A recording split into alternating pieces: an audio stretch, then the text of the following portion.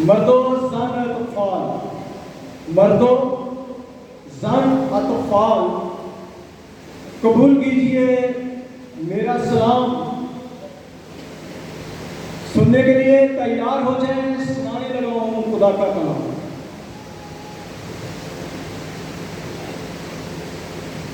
कर्दनी खेश, कर्दनी खेश, आमदनी पेश, कर्दनी खेश, आमदनी पेश। तो आए चंद सेकंड के लिए अपने स्वरों को खुदा के लिए चुका। खुदा पाक खुदा, मैं अपने आप को खुदा तेरे हजूर लाता हूँ। मेरी आवाज़, मेरा गला, मेरी ज़बान का तू मुहाफ़िज़ निगाहबान है, ताकि कोई ऐसा जुमला बिना मुँह से निकले जिससे खुदा तेरे नाम को ठोकर, बल्कि आज का कलाम हम सब के लिए बरकत का बाइस बने, ताकि जितनी बेटियाँ बेटे हैं सब खुदा उससे बरकत हासिल करें। यीशु के नाम से आमीन।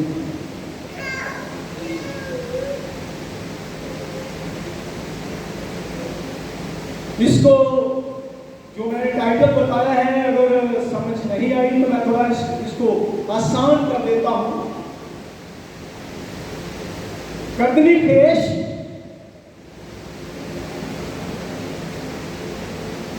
और आमदनी पेश।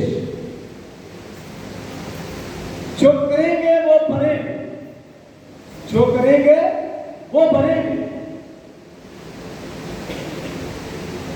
तो आज आपके सामने जो तलावत की गई है, बिल पढ़ा गया है कलाम अक़दस में से, कहते हैं आवाज बंद कर दो, काम कर दो। तो फिर इसको मैं बंद कर देता हूँ। आवाज आ रही है? तो आवाज आ रही है? पीछे वाले मेरी आवाज आ रही है?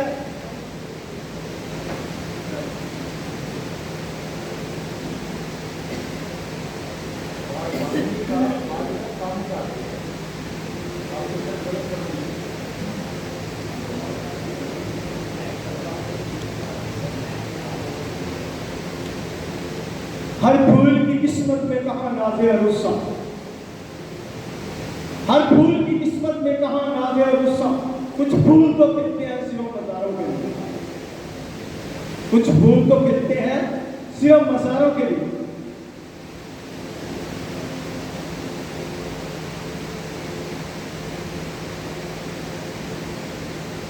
आज की आवाज जो है, आवाज ऐसी सेट करें वो मेरे गले पर लेट हुए, जो मेरा असर गला है वो बरकरार रहे। आप सेटिंग में ये ना कर दें, बिल्कुल ही बंद कर दें, और जो मेरा असल आवाज है वो भी जाती है। तो मेरे ख्याल में ये आवाज सेट नहीं होगी उतनी देर तक हमारा टाइम खत्म हो जाएगा।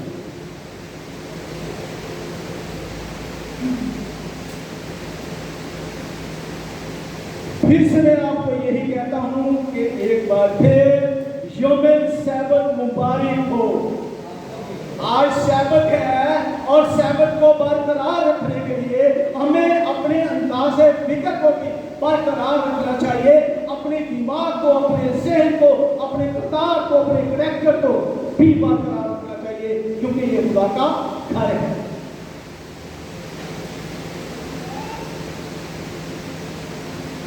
सोचा था बदल जाएंगे जिंदगी के हालात, सोचा था बदल जाएंगे जिंदगी के हालात, लेकिन रह गए चंद नसूरों की वजह से बदलते बदलते, लेकिन रह गए चंद नसूरों की वजह से बदलते बदलते। अधूरी बसत जो था वो कौन था? अधूरी बसत कौन था? खुदावंद खुदा एक ऐसी हस्ती है जो सबसे बड़ी है और पावर में भी बड़ी है। इंसान उस हस्ती का मुकाबला नहीं कर सकता।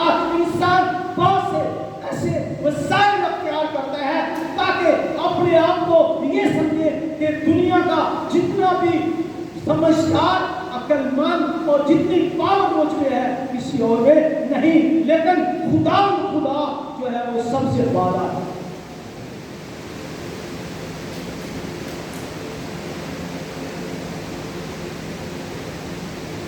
अधूरी बचत, अगर हम गजात की किताब उसका पहला बाब उसकी दूसरी आयत का मुताबिया करें तो लिखा है, खुदावंद ने कहा कि यहूदा चढ़ाई करे और देखो मैंने ये मुल्क उसके हाथ में कर दिया है। और कहां जाना था? कनानियों से जंग करने के लिए। उसने अपने भाइयों को साथ लिया और जब वहां पहुंचे तो अधूनी बसत जो था वो उसने भागना शुरू किया। अधूनी बसत जो था उसने भागना शुरू किया कि ये जो जंग करने मेरे साथ आ रहे हैं, मैं भाग जाता हूं ताकि मैं इनका मुकाबला तो नहीं कर सकता, कहीं मेरी जान ना चली जाए, कहीं मेरा जिस्म ना चला जाए, कहीं ये मुझे मार ना दे, कहीं ये मुझे कत्ल ना कर दे। लेकिन आखिरकार जो खुदा को मंजूर होता है वही होता है। इंसान चाहे जितने मर्जी वसाइल अख्तियार करे, लेकिन खुदा सबसे बड़ा है और सबसे आला है और बाला है। क्यों? जो हम करते हैं उसका ख्याल रखें कि एक दिन हमारे साथ भी ऐसा होने वाला है। जो हम करते हैं इस बात को ध्यान में रखें कि एक दिन जो हम किसी के साथ कर रहे हैं ये बात हमें हम पर भी आएगी। जो हम किसी को तंग करने वाले हैं एक दिन वक्त आएगा खुदा इसका बदला जरूर देगा। तो साथ में क्या लिखा है? उसने इकरार किया। उसने क्या इकरार किया? उसने कहा, तब अदूनी बसत ने कहा कि हाथ और पांव के अंगूठे कटे हुए 70 बादशाह मेरी मेज के नीचे रेजा चीनी करते थे। क्यों उसने ये कहा? जब उसको पकड़ लिया तो उन्होंने उसके हाथ के और पांव के अंगूठे काट दिए। इन्होंने यहूदा और शिमौन और जो दूसरे उनके भाई थे उन्होंने उनके पांव के और हाथ के अंगूठे काट दिए। फिर उसको याद आया कि 70 बादशाह मेरी मेज के नीचे रेजा चीनी करते थे। रेजा चीनी का मतलब है चुनना।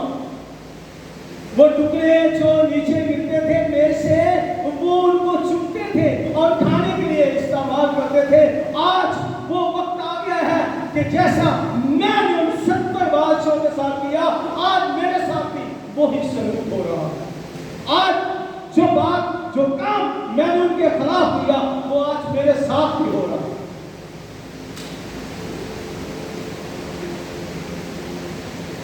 हर क़यामत हमारे नौ साथ, हर क़यामत हमारे नौ साथ जो भी आता है अपनी नई इमारत शुरू कर देता है। लेकिन याद रखें कि खुदावंद खुदा असीम है, खुदावंद खुदा मशीर है, खुदावंद खुदा असीम खुदा है जो सबसे बड़ा। जब वक्त आ जाता है फिर खुदा ये नहीं देखता ये बादशाह है ये हुक्मरान है, खुदा उससे बदला लेता है। और अगर देखा जाए तो लिखा है, अगर हम अपनी की किताब उसका पहला बाब उसकी 15वीं आयत का मुताबिया करें तो लिखा है, क्योंकि सब कौमों पर खुदावंद का दिन आ पहुंचा है। क्योंकि सब कौमों पर खुदा का दिन आ पहुंचा है। जैसा तूने किया वैसा ही तेरे साथ किया, तेरे सर पर आएगा। जैसा तूने किया है वैसा ही किया हुआ तेरे सर पर आएगा, क्योंकि वो वक्त आ पहुंचा। इसके लिए एक इंसान के लिए नहीं, सब कौमों के लिए है ये निशान। मत सोचे कि कोई शख्स बच जाएगा। ये बात ख्याल करें कि हम बच जाएंगे। जब खुदावंद का वक्त आ पहुंचा है तो यकीनन हिसाब जरूर होगा, अदालत जरूर होगी, और जो किए हुए हैं उनका हिसाब जरूर होगा।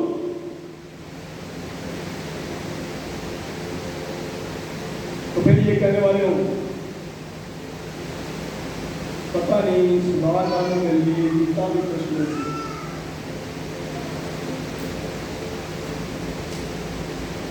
सदा मिलती है, लेकिन जब हम किसी पर जुल्म करते हैं उस वक्त याद नहीं रहता। जब किसी पर जुल्म करते हैं उस वक्त याद नहीं रहता, लेकिन जब अपने आप पर बात आती है फिर खुदा याद आता है। फिर अदूनी बसत की तरह हमें भी याद आता है। 70 लोग मेरी मेज के नीचे रेजा चीनी करते, फिर खुदा याद आता है। अगर हम कज़ाब 16 उसकी 28 आयत का मुताला करें, लिखा है, तब शमसून ने खुदावंद से फरियाद की और कहा, तब शमसून ने खुदावंद से फरियाद की और कहा, ऐ मालिक खुदावंद, मैं तेरी मिन्नत करता हूं कि मुझे याद कर, और मैं तेरी मिन्नत करता हूं ऐ खुदावंद, फकत इस दफा मुझे रोज जोर बख्श, ताकि मैं एक बार की फलस्तियों से अपनी दोनों आंखों का बदला लूं। आमीन। अब बात यह है कि जो शमसून था, संचम जो था, फलस्तीनियों ने उसको पकड़ा क्यों था? पकड़ने की वजह क्या? एक्चुअली बात यह है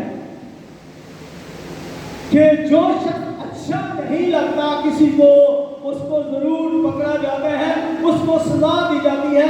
शमसून उन लोगों को, फलस्तीनियों को अच्छा नहीं लगता था, क्योंकि वो चाहते थे कि इसको किसी तरह इस दुनिया से खत्म किया जाए। लेकिन खुदा नसीब खुदा जो सबका खुदा है, उसने हर को उसके किए का बदला देना है। तो देखते हैं कि वहां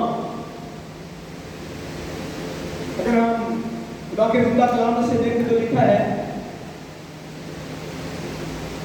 कि जब शमसून को कैद खाना से बाहर निकाला गया ताकि वो दजून का देवता जो था उसकी याद में वो कुर्बानी को नजरानते थे। दजून देवता जो था उसकी याद में कुर्बानी को नजरानते थे। तो उन्होंने एक लड़के को साथ लिया और कहा कि इसके बाजू पकड़ लो, और वो उस जगह चले गए जिस जगह पर वो बिल्डिंग जो थी, जो सतूनों पर कायम थी, वहां पहुंचे तो कहते थे कि ऐ शमसून, हमें कोई खेल दिखाओ, हमें कोई खेल दिखाओ। तो फिर शमसून ने कहा, क्या कहा? खुदावंद से फरियाद की और कहा, ऐ मालिक खुदावंद, मैं तेरी मिन्नत करता हूं, मुझे याद कर। ऐ मालिक खुदावंद, मुझे याद कर और मुझे सर बख्श दे, ताकि जो मेरी आंखों का इन्होंने निकाला है, मैं अपनी आंखों का बदला ले।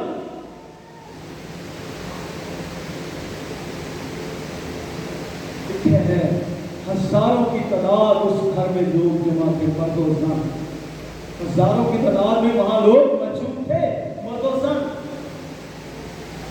उसने कहा कि मैं देख नहीं सकता, मेरे बाजू जो सुतून है जिस पर बिल्डिंग खड़ी है मैं उनको थामना चाहता हूं ताकि मैं खड़ा हो सकूं। और वहां पर उसने क्या किया?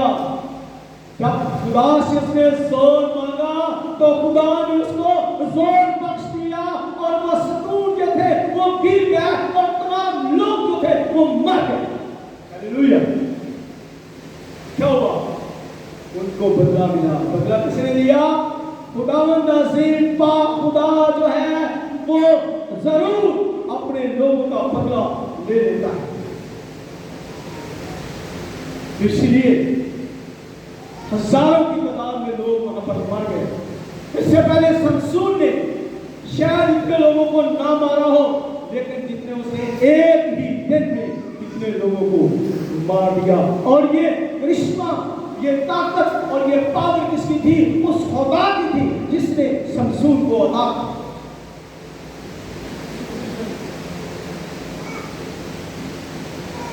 अंसार की किताब उसका 17वां बाब उसकी 13वीं। जो नेकी के बदले में बदी करता है उसके घर से बदी हरगिज़ जुदा ना होगी। जो नेकी के बदले बदी करता है उसके घर से बदी हरगिज़ जुदा ना होगी। बहुत से लोग कहते हैं मैंने उसके साथ तो अच्छाई का काम किया, लेकिन उसने मेरे साथ बदी क्यों की? जो लोग बदी को पसंद करते हैं वो नेकी को पसंद नहीं करते। जो उजाले को पसंद करते हैं वो अंधेरे में नहीं रहना चाहते, और जो अंधेरे में रहना चाहते हैं वो उजाले को पसंद नहीं करते। और प्रताप लोग, बदी करने वाले लोग कभी भी नेकी को पसंद नहीं करते। क्यों? इसीलिए कि वो बदी करना चाहते हैं। मिस्टी की किताब उसका 9वां बाब उसकी 10वीं है, लिखा है पास मेरी आंख गायब ना करेगी। कौन फरमाते हैं? खुदा नज़ीम खुदा फरमाते हैं मेरी आंख जो है वो रायत ना करेगी और मैं हरगिज़ रहम ना करूंगा। मैं उनकी रवश का बदला उसके सर पर लाऊंगा। किनके सर पर? जो बदी करने वाले लोग हैं, जो लोगों पर जुल्म करने वाले लोग हैं, जो लोगों पर जुल्म करते हैं, उनकी बदी उनके सर पर लगेगी।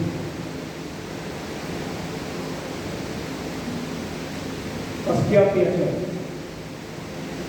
अब बहुत से लोग कहते हैं जी हम तो डीकन है, डीकनेस है, पासबान है। पूछने हैं तो कलीसिया से पूछने हैं, पासबानों से तो नहीं पूछना। खुदा ने जो करना है करने चाहे, करने कौन पूछने वाला है? हम तो खुदा का कलाम सुनाने वाले हैं, लोगों को खुदा की बातें सुनाने वाले हैं, खुदा की बात सुनाते हैं। हमें खुदा ने नहीं पूछना, कलीसिया को पूछे। बहुत से लोग ये ख्याल करते हैं, लेकिन खुदा के कलाम में क्या लिखा है कर लेंगे। होशिया की किताब उसका 4वां बाब उसकी 9वीं आयत में लिखा है बस जैसा लोगों का हाल है वैसा कहनों का हाल होगा। काहिन जरा शार हो जाए। बस जैसा लोगों का हाल है वैसा काहिनों का हाल होगा। मैं उनकी रवश की सजा और उनके अमाल का बदला उनको दूंगा। उनका करतार, उनके अमाल, उनका करैक्टर, उनका चाल चलन जो है, चाहे वो काहिन क्यों ना, चाहे वो डीकन क्यों ना, डीकनेस क्यों ना, जब काहिनों से हिसाब दिया जाएगा तो डीकन और डीकनेस और लेवियन जो है, ये सब जितने भी लीडर हैं चर्च के, ये सब हिसाब में आएंगे। मत सोचे हमें कौन पूछेगा। खुदा खुदा है जो पूछने वाला है। और जब खुदा पूछता है तो फिर वो इंसान से नहीं पूछता, फिर वो लोगों से पूछता है जिन्होंने बदली की होती है। किसी से पूछकर नहीं कहता कि आपको बदला दो दिया।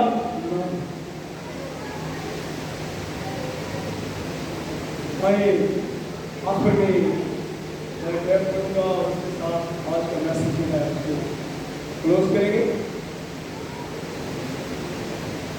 यूहन्ना की इंजील उसका 12वां बाब उसकी 48 आयत में लिखा है, जो मुझे नहीं मानता और मेरी बातों को कबूल नहीं करता उसका एक मुजरम ठहराने वाला है, यानी जो कलाम मैंने किया है आखिरी दिन को ही उससे मुजरम ठहराएगा।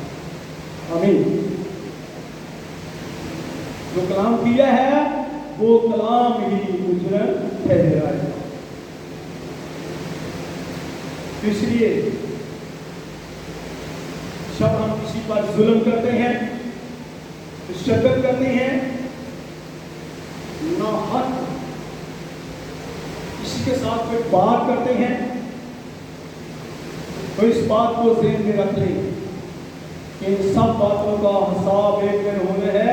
और फिर अदूनी बसर की तरह कहीं हम भी ना कहने वाले हो, मैंने पहले ये इतने साल पहले ये ऐसा काम किया, अब मेरे साथ भी हो गया है। मैंने तो किसी के साथ किया था, अब मेरे साथ क्यों हो गया? वो खुदा है, वो अजीम है, वो कर सकता है, उसमें पावर है। इंसान अपनी पावर दिखाता है, लेकिन इंसान की पावर हेज है, खुदा की पावर असीम है। इसलिए दुनिया में रहते हुए, यहाँ पर काम करते हुए नशेबो फराज तो आने वाली चीज़ है, लेकिन एक बात को जरूर ख्याल में रखें कि एक दिन अधूरी बसर की तरह और फलस्तियों की तरह कहीं हमसे भी हिसाब ना लिया जाए और कहीं हमें भी गुजरना ना पड़े। खुदा हम सबको तौफीक अता फरमाए ताकि हम सारे आज़माए और सारे अमाल की वजह से हम वो रास्ता जो खुदा ने हमें बताया है उसको इख्तियार कर सकें और हमेशा की ज़िंदगी हासिल कर सकें, किसी पर जुल्म ना करें और किसी को दोष ना दें। आमीन। सवाल